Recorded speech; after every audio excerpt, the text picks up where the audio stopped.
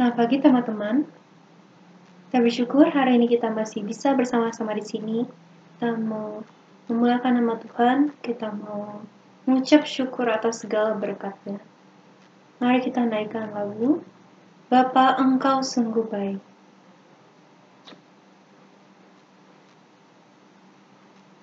Tuhan kita sungguh baik bagi kita.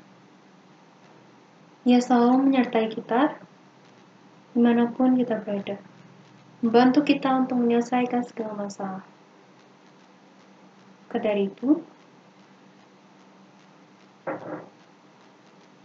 kita perlu selalu bersyukur karena Tuhanlah pemberi kita.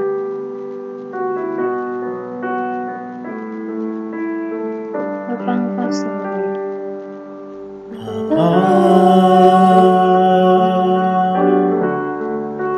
Engkau sungguh baik, kasih-Mu melimpah di hidupku.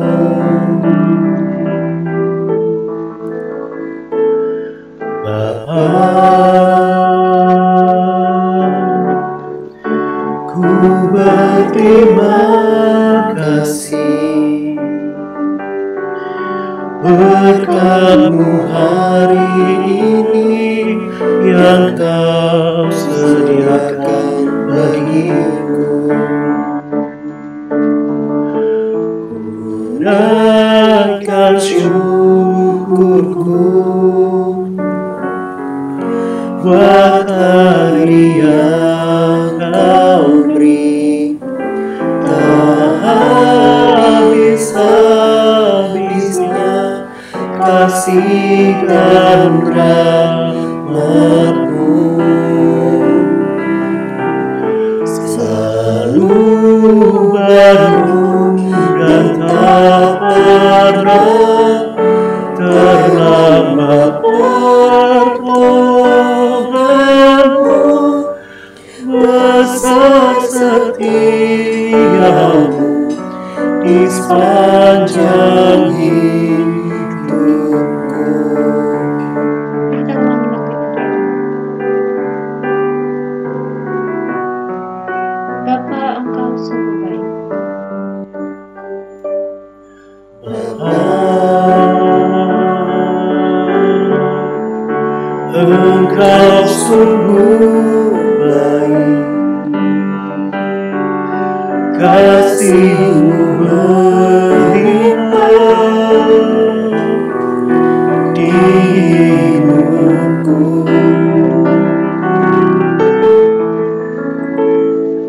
Bapa, ku berterima kasih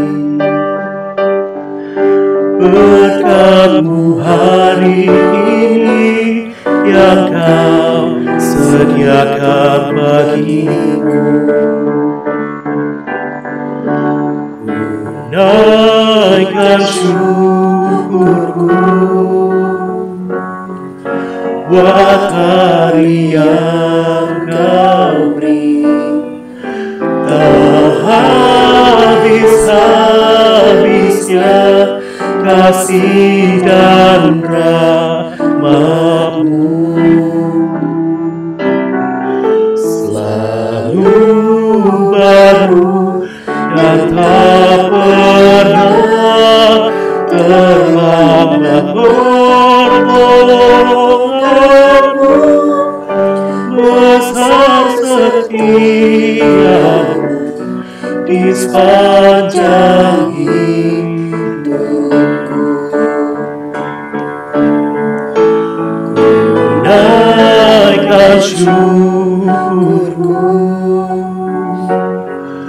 buat hari yang Kau beri. Tak habis-habisnya kasih dan rahmat-Mu,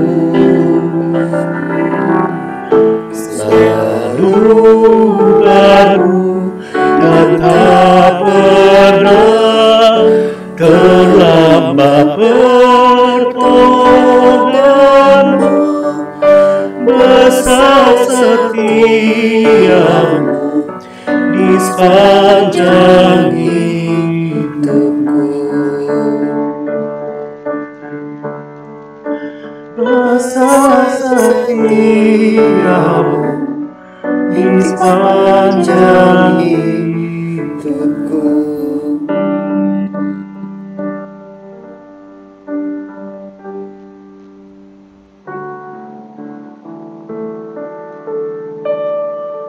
Jemaat dipersilakan untuk duduk. Mari kita menaikkan doa pengakuan dosa. Tuhan, saat ini kami ingin mempersembahkan hidup kami kepada-Mu, Tuhan. Kami tahu banyak dosa yang kami perbuat. Kami tahu diri kami masih banyak kekurangan. Tapi biarlah Tuhan, beranikanlah kami untuk dapat turut dengan kehendak-Mu. Kami ingin memuji-Mu, memuliakan nama-Mu, dan juga kami rindu untuk mengabarkan Injil kepada sesama kami. Terima kasih Tuhan Yesus, kiranya Engkau selalu membimbing kami. Dalam nama Tuhan Yesus, kami selalu bersyukur dan memuliakan nama-Mu. Amin. Jemaat saya dan untuk bangkit berdiri. Saat ini mari kita menaikkan sebuah lagu berjudul It's Good, karena Tuhan selalu baik bagi kita. Dia selalu menjadi penolong bagi kita. Maka kita juga mau meresponinya dengan selalu mengucap syukur.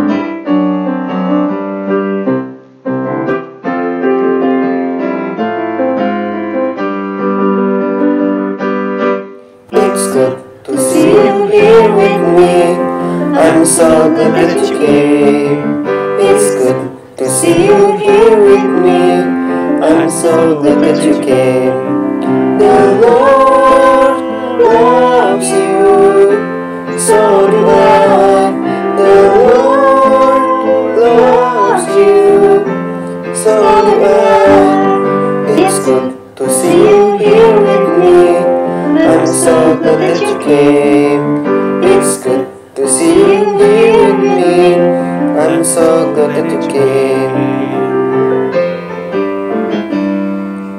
It's good to see you here with me. I'm so glad that you came. It's good to see you here with me. I'm so glad that you came. The Lord loves you, so do I. The Lord loves you, so do I. It's good to see you here with me.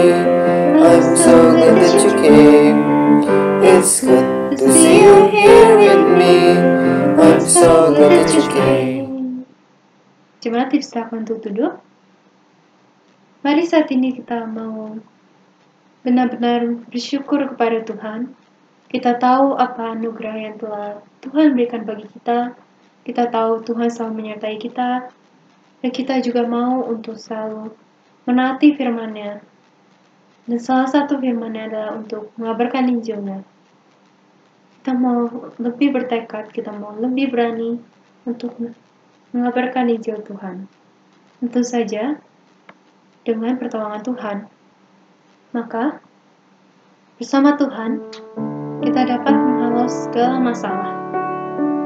Tidak ada gunung yang terlalu tinggi untuk kita daki, karena Tuhan bersama kita.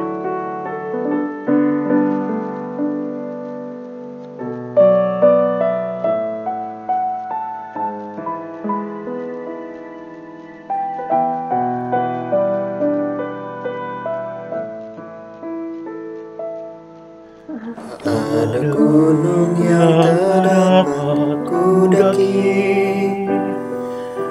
ada jurang yang tak dapat ku lewati, karena tangan Tuhan tiada untukku. Dia pegang tanganku, berjalan bersama takkan ku sesat, karena aku tahu Dia yang selalu sertaku. Ku percaya Dia takkan tinggalkanku nyatakan lelah untuk hidupku. Saat tiada harapan, Dia yang selalu ada, Dia ulurkan tangannya.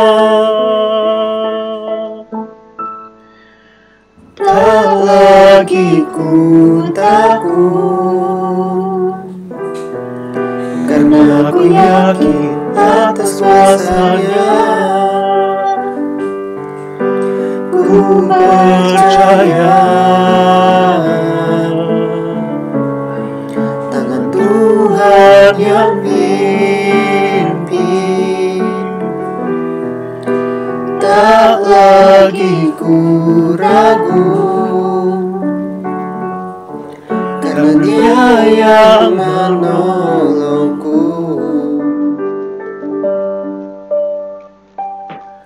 Lewati segala rintangan bersama Tuhan. Kita boleh ulangi lagu ini berulang.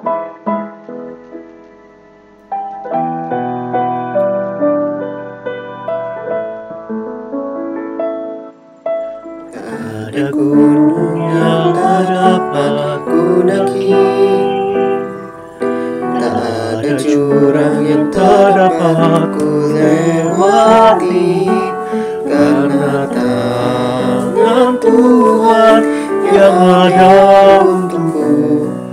Dia pegang tanganku, berjalan bersama-Nya takkan ku sesat, karena ku tahu Dia yang selalu sertaku. Ku percaya Dia takkan tinggalkanku, Dia takkan lelah untuk hidupku. Saat tiada harapan, Dia selalu ada, Dia ulurkan tangannya. Tak lagi ku takut, karena ku yakin atas kuasa-Nya. Ku percaya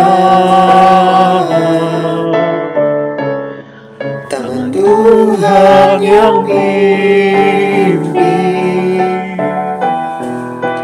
Tak lagi ku takut,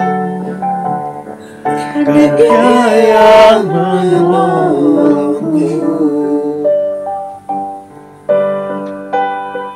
Lewati segala rintangan bersama Tuhan, hanya bersama-Mu ku sanggup. Kau yang beriku kekuatan.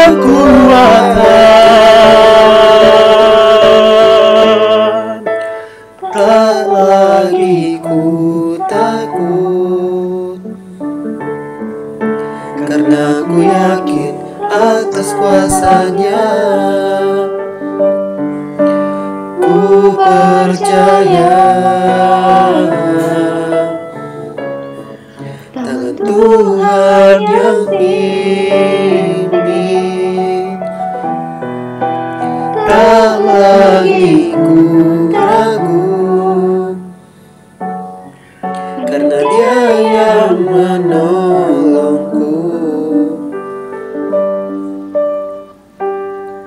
Lewati segala rintangan bersama Tuhan.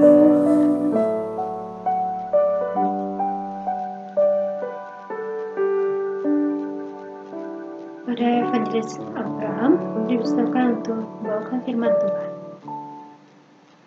Shalom teman-teman yang terkasih di dalam Kristus.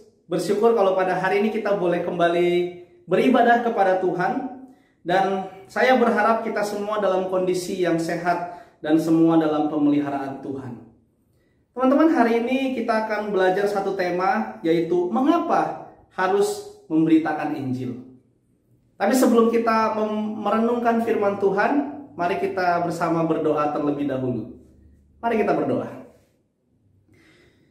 Bapa kami yang di surga, kami bersyukur untuk kesempatan pagi hari ini. Kami boleh kembali beribadah kepadamu ya Tuhan. Dan kami sama-sama ingin pada saat ini duduk di bawah kaki-Mu. Kami ingin mendengarkan suara-Mu ya Tuhan. Kiranya Engkau berbicara kepada setiap kami. Urapi hamba-Mu ini ya Tuhan yang penuh keterbatasan, agar dapat menyampaikan pesan Tuhan kepada setiap kami. Terima kasih ya Tuhan, hanya di dalam nama Kristus kami berdoa dan bersyukur. Amin. Teman-teman, untuk mengawali renungan kita pada pagi hari ini, saya mengajak kita semua untuk membuka Alkitab kita yang terambil dari Matius 28 ayat ke-16 sampai ayat ke-20. Silahkan teman-teman boleh dibuka Alkitabnya masing-masing di rumah. Kita akan membaca dari Matius pasal yang ke-28 ayat yang ke-16 sampai ayat ke-20. Saya akan membacakan bagi teman-teman sekalian. Dan ke-11 murid itu berangkat ke Galilea, ke bukit yang telah ditunjukkan Yesus kepada mereka. Ketika melihat dia, mereka menyembahnya, tetapi beberapa orang ragu-ragu. Yesus mendekati mereka dan berkata, "Kepadaku telah diberikan segala kuasa di sorga dan di bumi. Karena itu, pergilah, jadikanlah semua bangsa muridku dan baptislah mereka dalam nama Bapa dan Anak dan Roh Kudus. Dan ajarlah mereka melakukan segala sesuatu yang telah kuperintahkan kepadamu, dan ketahuilah, Aku menyertai kamu senantiasa sampai kepada akhir zaman." Teman-teman yang terkasih dalam Kristus, mungkin kita udah nggak asing lagi dengan istilah penginjilan atau memberitakan Injil di gereja-gereja. Tapi pernah gak sih kita bertanya gitu, kenapa sih kita harus penginjilan? Teman-teman, saya nggak tahu teman-teman pernah menanyakan ini atau enggak. Kenapa sih kita harus penginjilan? Atau pertanyaan yang lebih dasar lagi bagi kita, sebenarnya memberitakan Injil itu atau penginjilan itu sebuah kewajiban atau sebuah pilihan bagi kita? Pernahkah teman-teman menanyakan hal ini? Apakah kita bisa memilih untuk nggak memberitakan Injil, atau kita nggak punya pilihan untuk tidak memberitakan Injil? Teman-teman sekalian, mungkin kita telah menjadi orang percaya bertahun-tahun gitu ya. Namun apakah kita sungguh menyadari dan memahami tentang betapa pentingnya penginjilan atau memberitakan Injil itu? Bulan ini tidak terasa kita telah memasuki bulan Agustus. Itu artinya kita kembali memasuki bulan penginjilan atau bulan misi di gereja kita. Oleh sebab itu penting sekali bagi kita pagi ini untuk membahas tema ini, teman-teman. Nah teman-teman, saya ingin mengawali khotbah saya dengan sebuah ilustrasi untuk menjawab pertanyaan yang kedua tadi ya, yang mendasar tadi. Mengabarkan Injil itu kewajiban atau pilihan bagi kita orang percaya? Nah teman-teman, saya suka sekali menonton video review gadget gitu ya di YouTube. Saya tahu channel-channel yang membahas ini gitu ya, diantaranya ada Gadget In, ada Sobat HP, Putu Reza, DKID gitu ya, dan channel-channel YouTube review lainnya. Mereka mereview gadget, mereka mereview handphone, laptop, dan lain sebagainya gitu ya. Mereka memang sengaja membuat konten untuk channel YouTube mereka. Namun yang unik di beberapa channel tersebut, saya pernah menonton beberapa kali gitu ya teman-teman. Mereka mengaku tidak di-endorse untuk mereview salah satu produk yang sedang mereka review saat itu. Mereka mengaku bahwa mereka memang tertarik terhadap produk itu, apa yang ditawarkan, dan harganya gitu ya, dan ingin mereviewnya. Akhirnya mereka membeli sendiri dengan uang mereka, dan ketika mereka selesai mereview, mereka sudah melakukan review, memakainya, mengalaminya, dan menikmati produk tersebut, barulah mereka merekomendasikannya kepada setiap penonton YouTube mereka. Nah teman-teman sekalian, mereka merekomendasikan sebuah gadget yang layak untuk direkomendasikan tersebut karena mereka telah merasakan dan mengalami sendiri. bagaimana pengalaman penggunaan memakainya, bagaimana betapa cepatnya gadget itu gitu ya, betapa smoothnya gadget itu ketika dipakai, dan mereka akhirnya merekomendasikannya gitu ya. Kalau produknya tidak recommended gitu ya, maka mereka tidak akan merekomendasikannya, teman-teman. Namun jika produk tersebut layak untuk direkomendasikan, maka mereka dengan rela hati merekomendasikan produk tersebut kepada penonton mereka tanpa mereka di-endorse. Teman-teman, yang menarik di sini adalah sebenarnya mereka memiliki pilihan untuk tidak merekomendasikan kan. Ya kalau misalnya bagus pakai sendiri, ya sudah, dia menikmati sendiri. Tetapi ketika mereka merekomendasikannya, dan ketika mereka tidak merekomendasikannya, mereka mempunyai satu sense yang sayang sekali produk ini, yang bagus ini, tapi tidak banyak orang yang mengetahuinya. Oleh sebab itu akhirnya mereka membuat satu video review sendiri untuk menyampaikan pengalaman penggunaan, kelebihan dari produk ini dan lain sebagainya, dan merekomendasikannya kepada penontonnya. Teman-teman, saya pikir seperti ini juga sebenarnya jawaban dari pertanyaan pertama saya tadi gitu ya. Memberitakan Injil itu kewajiban atau pilihan, teman-teman? Saya dapat mengatakan yes, itu adalah pilihan. Memberitakan atau enggak, teman-teman bisa milih sebenarnya dengan kehendak bebas teman-teman. Betul kan? Teman-teman bisa memilih untuk memberitakan Injil atau enggak. Ya, kalau mau memberitakan Injil, milih. Kalau tidak, ya sudah, gitu. Tidak memberitakan Injil. Namun yang menjadi permasalahan adalah, teman-teman, jika teman-teman memilih untuk tidak memberitakan Injil, jangan-jangan teman-teman belum menikmati dan mengalami sendiri kasih Tuhan itu. Jika teman-teman telah mengalami dan menikmati sendiri betapa kasih Tuhan, saya yakin dan percaya teman-teman akan memilih untuk memberitakan Injil. Karena teman-teman ingin orang lain juga menikmati dan mengalami kasih Tuhan dalam hidup mereka, betul? Seperti review gadget tadi gitu ya.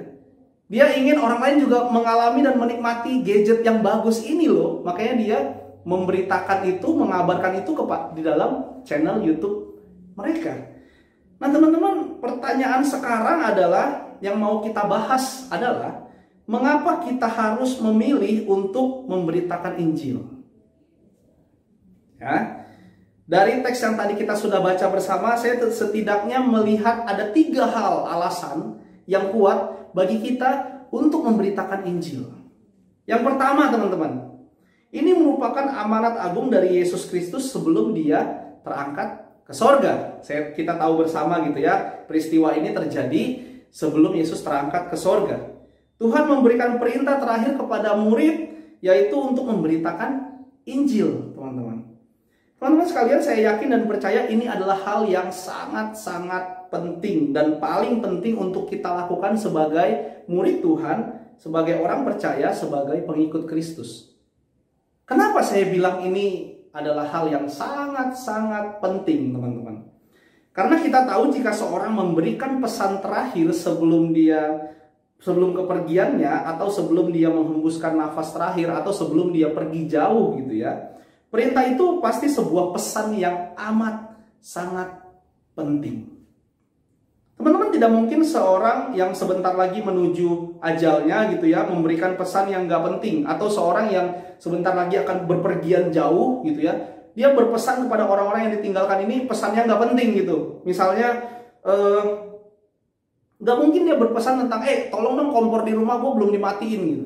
Atau dia berpesan di rumah sakit gitu ya, lagi terbaring gitu, udah infus di mana-mana. Gak mungkin dia berpesan pagernya udah digembok belum ya, tolong dong gembok. Itu sesuatu hal yang sayang sekali kesempatan itu jika dipakai untuk mengatakan hal yang tidak penting baginya. Dan saya yakin dan percaya orang yang ingin memberikan pesan terakhir itu bukan itu fokusnya. Ketika orang ingin memberikan pesan terakhir, artinya apa? Artinya adalah salah satu yang paling penting yang diingatnya adalah itu yang paling penting. Nah teman-teman, pastilah seorang sebelum pergi jauh atau sebelum pergi selamanya, itu berpesan kepada orang yang ditinggalkan sebuah pesan penting untuk dilakukan, teman-teman. Inilah sebabnya kita menyebut pesan ini, dan beberapa gereja juga menyebutnya sebagai amanat agung Kristus. Kita orang percaya menyebutnya sebagai amanat agung Kristus. Pesan agung dari Kristus kepada murid-muridnya dan juga kepada kita pada saat ini. Teman-teman yang terkasih dalam Kristus, saya ingat sekali tahun 2009, bulan April akhir, oma saya dipanggil pulang ke pangkuan Bapa di sorga. Oma saya adalah orang yang percaya kepada Tuhan, ya. Oma dari mama saya. Sebelum kepergiannya, ada satu pesan yang sangat penting bagi oma saya saat itu. Sebelum dia pergi, mama saya 11 bersaudara. Ada satu dari saudara mama saya ini yang membutuhkan perhatian khusus. Kemudian oma saya berpesan satu hal yang penting sekali bagi dirinya saat itu, yaitu apa? Dia berpesan kepada mama saya dan saudara-saudaranya, tolong perhatikan dan jaga adik mereka. Saudara dari mama saya yang butuh perhatian khusus itu. Nah, teman-teman, dari situ kita bisa menangkap gitu ya. Mama saya dan saudaranya juga bisa menangkap bahwa oma saya ini sangat-sangat sekali memikirkan saudara dari mama saya ini yang butuh perhatian khusus. Oleh sebab itu, pesan terakhir yang keluar adalah tolong jaga dan perhatikan dia. Nah, teman-teman yang terkasih dalam Kristus, inilah juga yang Yesus katakan ketika dia sebelum terangkat ke surga. Ini adalah satu pesan yang penting, teman-teman, bagi murid-murid pada saat itu, ya. Dan pesan yang penting juga untuk dilakukan, teman-teman. Nah, teman-teman terkasih dalam Kristus, amanat agungnya itu tentu didasarkan pada satu kepastian, bukan suatu yang ketidakpastian. Kepastian apa? Kepastian bahwa Dia, Tuhan Yesus adalah Tuhan yang bangkit dan telah menang melawan segala kuasa yang ada di bumi maupun di surga. Itu ada dijelaskan di ayat yang ke-18. Yesus juga berkuasa memberikan amanat agung tersebut kepada murid-muridnya dan juga berlaku kepada setiap orang dan orang percaya dan pengikutnya hingga hari ini. Bahwa setiap orang harus apa? Dikatakan, pergi, jadikanlah semua bangsa muridku dan baptislah mereka dalam nama Bapa, Anak dan Roh Kudus, dan ajarlah mereka melakukan segala sesuatu yang telah kuperintahkan kepadamu. Itu ada di ayat ke-19 sampai ayat ke-20a. Teman-teman, inilah alasan pertama mengapa kita harus memilih untuk memberitakan Injil. Ya, karena ini adalah pesan terakhir kepada para murid Tuhan pada saat itu, dan artinya pesan ini adalah penting. Dan tidak terlepas juga kepada kita saat ini, teman-teman. Pesan ini juga disampaikan bagi kita yang adalah murid-murid Tuhan. Teman-teman, jika kita sungguh mengasihi Tuhan, kita pasti akan melakukannya bagi Tuhan, dan kita akan terus ingat pesannya ini kepada kita. Seperti mama saya gitu ya. Mama saya sangat mengasihi oma saya, sehingga pesan terakhir itu tidak pernah dilupakan oleh mama saya sampai sekarang, sudah berjalan 11 tahun. Teman-teman, dengan demikian kita dapat memilih untuk melakukan apa yang dipesankannya kepada kita, teman-teman. Kita terus ingat pesannya, kita ingat pesan penting Yesus yang Yesus sampaikan kepada murid-muridnya, dan Yesus sampaikan kepada kita saat ini, dan sehingga itu dapat menolong kita untuk melakukan apa yang menjadi pesannya ini kepada kita. Itu yang pertama. Pesan ini adalah pesan yang sangat-sangat penting bagi kita orang percaya. Kemudian yang kedua, pesan ini merupakan sebuah perintah. Teman-teman yang terkasih dalam Kristus, pesan amanat agung atau pesan agung atau amanat agung yang Tuhan Yesus berikan kepada para muridnya pada saat itu merupakan sebuah perintah, teman-teman. Kata perintah utama dalam ayat 19 ini adalah jadikan semua bangsa muridku. Atau singkatnya, muridkanlah. Muridkanlah semua bangsa. Perintah-perintah selanjutnya merupakan perintah tambahan, teman-teman. Seperti baptislah, ajarlah, dan lain sebagainya. Perintah utama kalau kita lihat dari bahasa aslinya, perintah utamanya adalah jadikan semua bangsa muridku. Menariknya, perintah-perintah ini harus dikerjakan di dalam ketaatan, teman-teman. Ketaatan karena perintah ini bukan perintah yang dikerjakan satu kali selesai, tetapi perintah yang harus kita kerjakan secara terus-menerus. Sampai kapan? Sampai seseorang tersebut hidup serupa dengan Kristus dan begitu seterusnya. Artinya sampai selamanya, sampai kita dipanggil Tuhan. Dan sampai Tuhan Yesus datang kedua kalinya, menjemput setiap kita. Teman-teman, inilah yang dinamakan muridkanlah. Jadikan semua bangsa muridku. Oleh sebab itu banyak gereja dan orang percaya juga menggunakan teks ini sebagai teks pemuritan, teman-teman. Menginjili dan memuridkan itu artinya adalah adanya follow up dan konsistensi di dalam membawa seseorang mengenal dan menjadi serupa dengan Kristus. Bukan hanya dilakukan sekali dan selesai, udah begitu. Tetapi perintah Tuhan di sini menuntut ketaatan yang berkesinambungan dalam memuridkan orang lain. Dalam artian menginjili dan ikut memelihara imannya kepada Tuhan.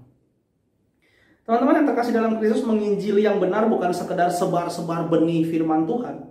Itu tidak salah sebenarnya. Kita menginjili, memberitakan Injil di mana-mana, itu bukan sesuatu yang salah.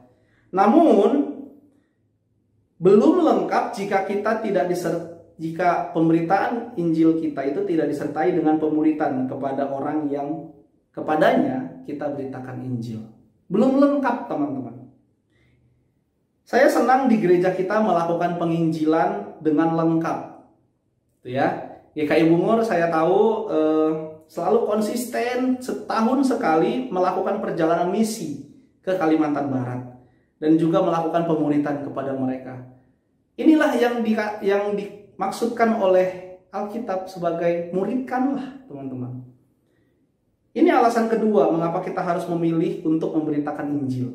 Yaitu apa? Karena amanat ini merupakan perintah kepada para murid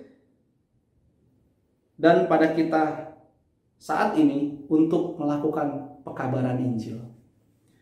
Teman-teman, ini bukan merupakan himbauan yang sifatnya himbauan saja, tetapi sebenarnya ini adalah perintah, teman-teman.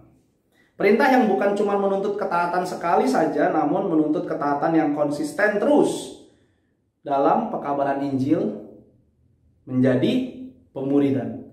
Dari pekabaran Injil menjadi pemuridan. Teman-teman yang terkasih dalam Kristus, namun kita tahu di awal bahwa kita sebenarnya punya pilihan juga gitu ya atas perintah Tuhan ini, bukan? Meskipun ini adalah perintah, kita punya pilihan sebenarnya. Kehendak bebas kita bisa memilih.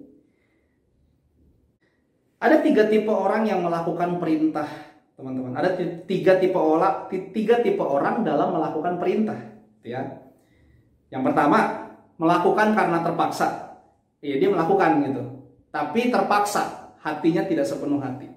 Yang kedua, yang memang tidak melakukan sama sekali gitu ya, perintah. Tidak melakukan sama sekali. Yang ketiga, melakukan dengan sepenuh hati. Teman-teman yang mana? Apakah kita melakukan penginjilan, pekabaran Injil, perintah Tuhan, amanat agung Tuhan ini dengan satu kesungguhan hati? Ataukah kita melakukan terpaksa, supaya dilihat gereja lah, gue ikut penginjilan. Kalau enggak, malu dong gue, gengsi. Nah teman-teman, jika kita sungguh telah merasakan dan menikmati kasih Tuhan, saya yakin dan percaya perintah Tuhan ini bukan menjadi beban bagi kita, teman-teman. Justru kita akan melakukannya dengan kesungguhan hati. Teman-teman, jika kita sungguh telah merasakan dan menikmati kasih Tuhan, kita tidak akan dengan beban untuk melakukan perintah Tuhan ini. Saya kasih ilustrasi seperti ini, teman-teman. Jika ada seseorang yang begitu baik kepada kita gitu ya, kita sangat merasakan sekali kasihnya kepada kita. Kasih dalam memberi, kasih dalam perhatian, kasih dalam waktu, menyediakan waktu bagi kita. Ketika orang ini ada masalah dan dia ingin kita menolongnya, melakukan sesuatu untuknya, saya yakin dan percaya kita akan, jika kita telah merasakan dan kita memiliki hati untuk membalasnya, saya yakin dan percaya kita akan melakukan apa yang dimintai tolong oleh dia dengan satu kesungguhan hati, sepenuh hati, tanpa beban. Teman-teman. Nah, seperti itulah kita seharusnya ketika kita melakukan perintah Tuhan ini, teman-teman.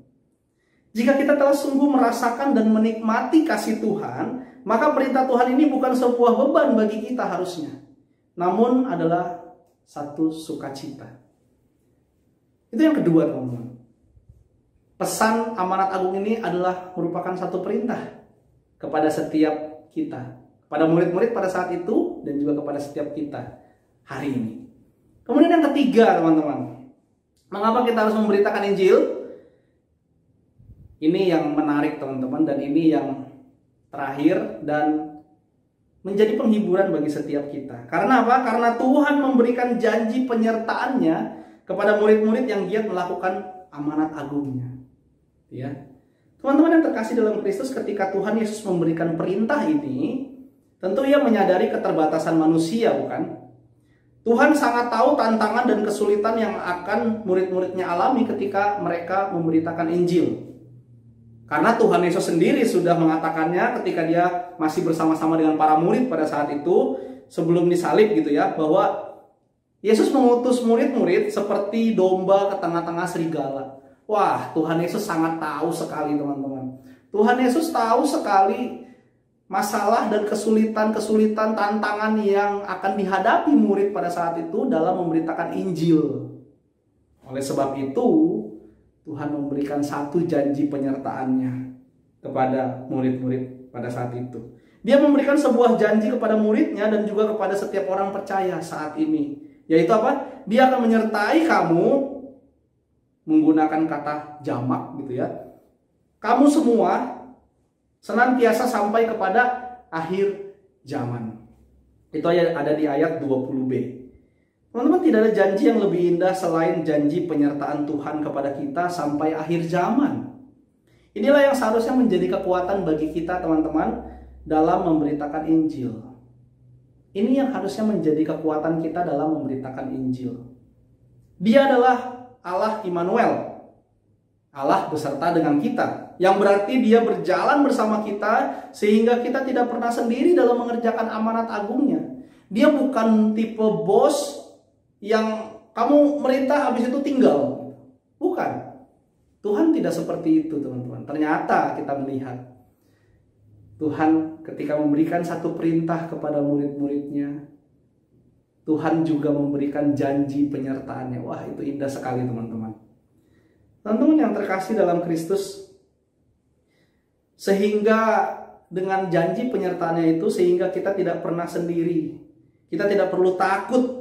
Kita tidak perlu ragu dalam mengerjakan amanat agung Kristus ini. Nah, teman-teman terkasih dalam Kristus, mungkin ada dari kita yang mengatakan zaman kayak gini kok mustahil kita melakukan penginjilan kepada orang lain. Bisa-bisa kita berurusan dengan hukum, khususnya di Indonesia. Saya setuju sekali dengan kalian dalam hal ini. Kenapa? Saya setuju. Mustahil kita melakukan penginjilan pada masa kini. Saya mau teruskan kalimat ini. Jika kita melakukan penginjilan tidak dengan hikmat dari Tuhan. Misalnya gini ya. Datang-datang ke orang, terus pegang kepalanya, tuh ya. Bertobatlah kepada Yesus, kalau enggak kamu nanti masuk neraka. Atau mungkin gini, teman-teman. Bertobatlah, kita berdiri gitu ya di tengah-tengah kayak zaman Yesus pada saat itu gitu ya. Petrus dan lain sebagainya. Nabi-nabi Tuhan pada saat itu tiba-tiba berdiri di tengah jalan gitu ya. Terus kemudian kita teriak, bertobatlah dan percayalah kepada Yesus Kristus Tuhan saya. Karena Tuhan kalian itu nggak ada apa-apanya. Karena Tuhan kalian itu cuma patung, nggak jelas wujudnya. Teman-teman yang saya kasihi dalam Kristus, kalau model penginjilan kamu seperti itu, wajar jika kamu kena rajam batu, teman-teman, sampai mati. Tuhan memang ingin kita memberitakan Injil, teman-teman. Tapi Tuhan memberikan kita hikmat yang dari Roh Kudus untuk kita melakukan amanat agungnya. Teman-teman, Tuhan memberikan kita hikmat untuk kita boleh melakukan amanat agungnya. Teman-teman, salah satu hal yang sangat efektif saya berikan tips kepada teman-teman gitu ya, untuk kita melakukan penginjilan di daerah, di tengah-tengah lingkungan kita adalah dari diri kita sendiri. Bagaimana kita memperlakukan sesama kita, bagaimana kita mengasihi sesama kita, bagaimana orang melihat tindakan kita dan integritas kita dalam pekerjaan kita, dalam sekolah kita, dalam setiap tanggung jawab kita. Itu semua adalah start awal kita dapat memberitakan Injil kepada sesama kita. Bagaimana orang dapat percaya kepada Injil yang kita beritakan? Tuhan mengasihi kamu, ada pribadi loh yang mengasihi kamu, sangat mengasihi kamu sampai rela menyerahkan nyawanya bagi kamu. Tapi kelakuan kita, teman-teman, tidak ada kasih sama sekali sama sesama. Saya yakin dan percaya orang yang kita Injil itu akan, kamu ngomong sama tembok. Teman-teman yang terkasih dalam Kristus, jika kelakuan dan tindakan kita nggak menunjukkan kasih sebagaimana yang diajarkan Kristus, tidak punya integritas, maka orang lain akan melihat kita nggak ada bedanya kok. Kamu sama orang dengan kepercayaan lain, orang yang bukan Kristen. Lalu apa yang membuat saya harus masuk dan harus percaya kepada Tuhanmu? Nggak ada bedanya kok, kamu juga sama juga dong kayak saya. Nah, teman-teman yang terkasih dalam Kristus, jika kita memang sungguh-sungguh ingin menginjili seseorang, saya berikan tips yang kedua. Yang tadi dari kelakuan kita. Yang kedua, kita berdoa kepada Tuhan, teman-teman. Mohon pertolongannya untuk memberikan kita kesempatan untuk kita memberitakan Kristus kepadanya. Teman-teman, saya punya satu pengalaman gitu ya. Saya rindu sekali membagikan tentang Kristus kepada satu orang ini. Saya berdoa, teman-teman. Dan ajaibnya, pada suatu kali saya sedang bersama dengan dia, tiba-tiba dia yang nanya sendiri tentang Kristus. Gimana sih imanmu itu tentang Kristus? Saya yakin dan percaya itu adalah jalan Tuhan bagi saya untuk dapat masuk memberitakan tentang Kristus. Wah, setelah dia tanya itu langsung saya jelaskan, teman-teman. Langsung saya beritakan siapa itu Kristus, Kristus yang sangat mengasihimu dan lain sebagainya. Saya beritakan Injil di situ.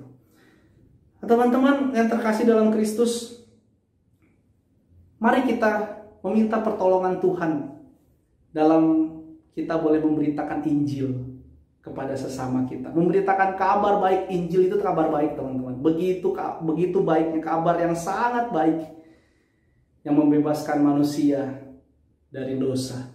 Kabar yang dibawa oleh Kristus ke tengah-tengah manusia supaya manusia dapat selamat, percaya kepadanya dan dapat diselamatkan. Nah, teman-teman, jadi jawabannya mengapa kita harus memilih untuk memberitakan Injil? Saya ulangi lagi, teman-teman. Yang pertama, ini merupakan amanat agung, pesan terakhir dan penting dari Tuhan Yesus kepada kita semua, orang percaya. Pesan yang penting untuk dilakukan, teman-teman. Yang kedua, amanat agung ini adalah sebuah perintah, gitu ya, yang seharusnya kita lakukan dengan kesungguhan hati. Jika kita benar-benar sungguh telah merasakan dan menikmati kasih dan anugerah Allah dalam kehidupan kita. Perintah, gitu ya, yang seharusnya kita lakukan dengan kesungguhan. Jika kita benar-benar telah merasakan kasih dan anugerah Allah dalam kehidupan kita. Kemudian yang ketiga terakhir, teman-teman. Mengapa kita harus memilih untuk memberitakan Injil? Karena Tuhan menjanjikan penyertaan sampai selama-lamanya bagi kita yang setia memberitakan Injilnya. Jadi kita nggak perlu ragu dan takut dalam memberitakan Injil, teman-teman. Ini 3 poin yang saya pikir menjadi kekuatan dan jawaban bagi setiap kita yang selama ini mungkin bertanya, mengapa sih kita harus penginjilan? Teman-teman, ingatlah 3 pesan ini, 3 poin ini. Dan ini akan membuat kita menyadari betapa pentingnya penginjilan. Tuhan mau engkau dan saya selamat. Yes, tapi jangan lupa, Tuhan juga mengasihi orang-orang lain. Tuhan juga ingin orang-orang lain selamat, bukan cuma kita saja. Kalau kita hanya berpikir ya sudahlah kita udah selamat dan lain sebagainya, nggak perlulah kita memberitakan tentang Injil, itu urusan mereka. Betapa egoisnya kita, teman-teman. Teman-teman, maukah kita menjadi pemberita Injil? Tidak perlu secara spesifik menyerahkan diri sebagai hamba Tuhan. Jika memang ada panggilan itu, silahkan menyerahkan diri sepenuhnya sebagai pelayan Tuhan, hamba Tuhan. Tetapi jika Tuhan memanggilmu di tempat yang lain, lakukanlah pekerjaanmu itu sambil memberitakan Injil Kristus.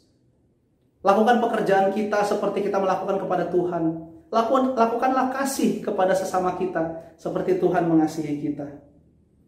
Maukah kita melakukan amanat agung Tuhan dalam kehidupan kita sebagai orang percaya yang telah diselamatkannya? Kiranya Tuhan memampukan kita melakukan firman Tuhan ini hari lepas hari. Amin. Tuhan Yesus memberkati. Mari kita tunduk kepala, kita berdoa. Bapa kami yang di sorga, kami bersyukur untuk pesan firman-Mu pada pagi hari ini kembali mengingatkan kami betapa pentingnya kami harus memberitakan Injil. Mengapa kami harus memberitakan Injil sebagai orang percaya? Tuhan, mampukan setiap kami, anak-anak-Mu. Berikan kami hikmat supaya kami boleh memberitakan Injil dengan cara dan waktu yang tepat yang Tuhan berikan kepada kami. Berikan kami keberanian untuk mengabarkan kabar baik itu yang telah kami nikmati dan kami rasakan di dalam Engkau ya Tuhan.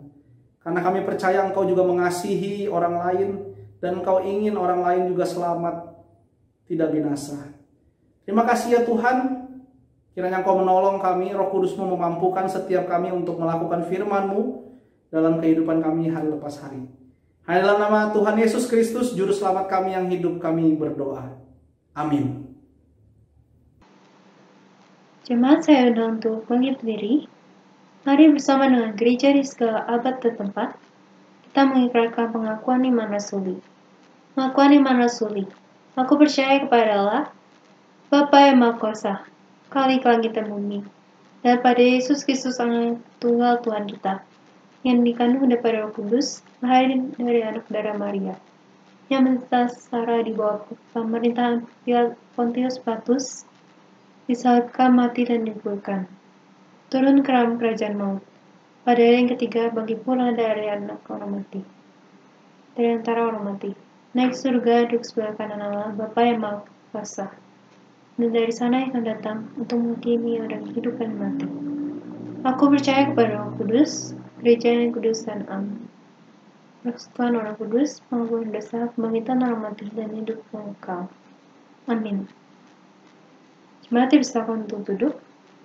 Saat ini kita akan melakukan persembahan. Persembahan dapat dilakukan dengan dua cara, yaitu dengan transfer ke rekening gereja, atau dapat dikumpulkan terlebih dahulu, lalu dibawa ke gereja saat gereja sudah dibuka nanti. Mari jemaat, saat ini kita mau bersyukur atas berkat Tuhan, karena Tuhan selalu menyertai kita, dan tanpanya kita akan sulit untuk menyelesaikan masalah kita. Tapi dengan keberanian dan pertolongan Tuhan, doa-doa pada Tuhan, kita mampu melewati segala masalah. Mari kita bersyukur pada Tuhan, kita mengatakan betapa hati kita benar-benar bersyukur pada Tuhan.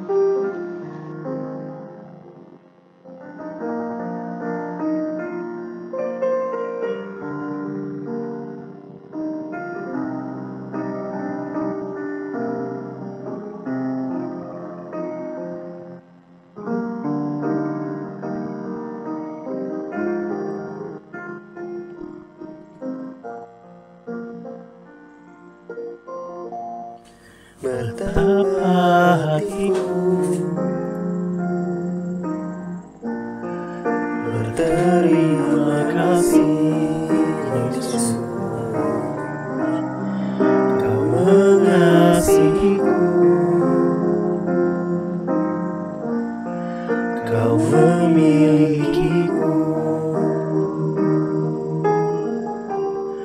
Hanya ini Tuhan persembahanku, segenap hidupku, jiwa dan ragaku, sebab tak ku miliki harta kekayaan yang cukup berarti untuk ku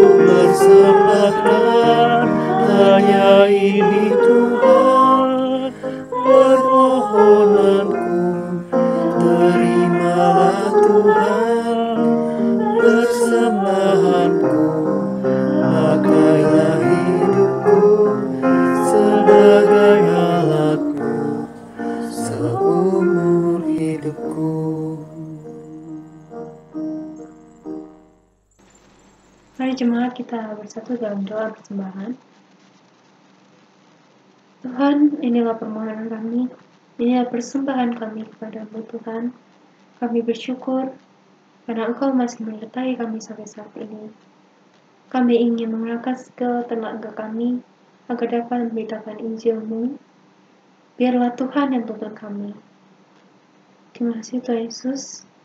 Kami berdoa dan mengucap syukur. Amin.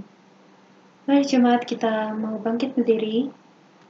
Kita mau membawa tekad kita bahwa kita bersyukur pada Tuhan dan kita mau untuk menginjili dan memberitakan Injilnya. Kita mau memancarkan kasih Tuhan bagi kita. Kita mau menjadi terang bagi dunia. Mari kita menyanyikan lagu ini dengan kesungguhan hati. Bersama-sama mengucap syukur kepadanya.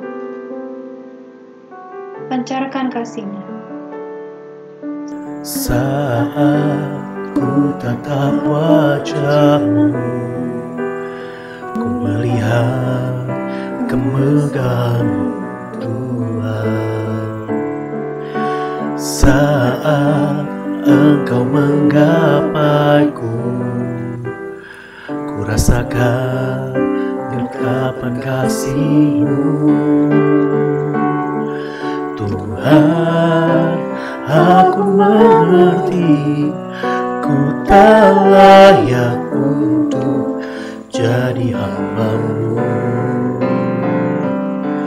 Namun ku ingin serahkan hidupku untuk jadi saluran berkat.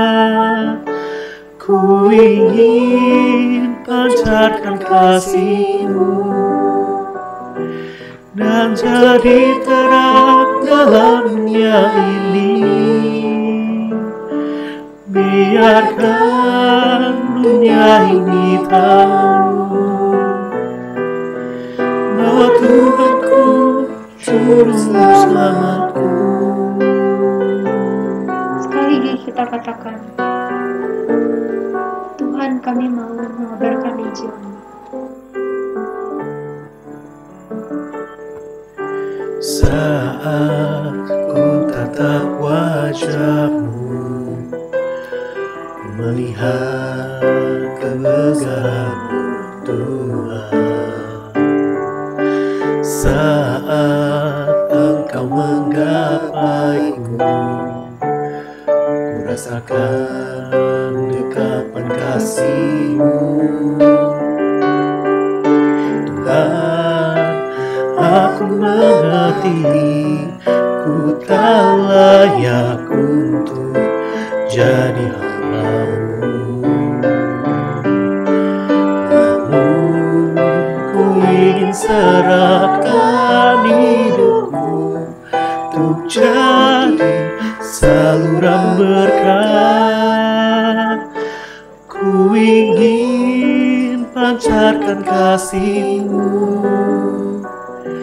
dan jadi terang dalam dunia ini. Biarkan dunia ini tahu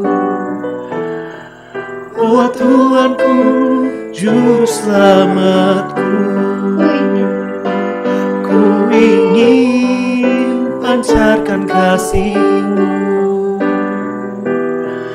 dan jadi terang dalam dunia ini. Biarkan dunia ini tahu bahwa Tuhanku juru selamatku.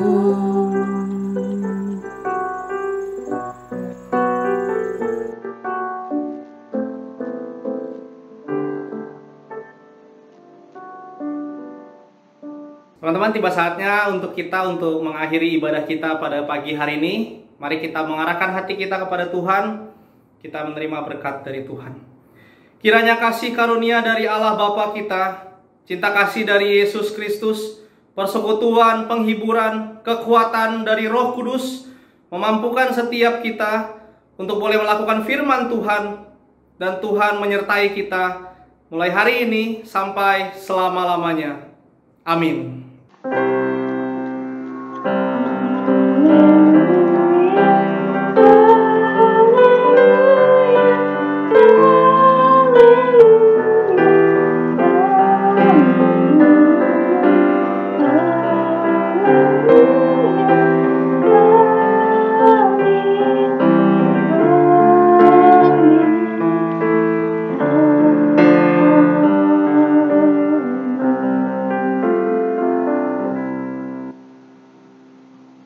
Jemaat dipersilakan untuk duduk. Ibadah selesai. Selamat hari Minggu. Saat teduh.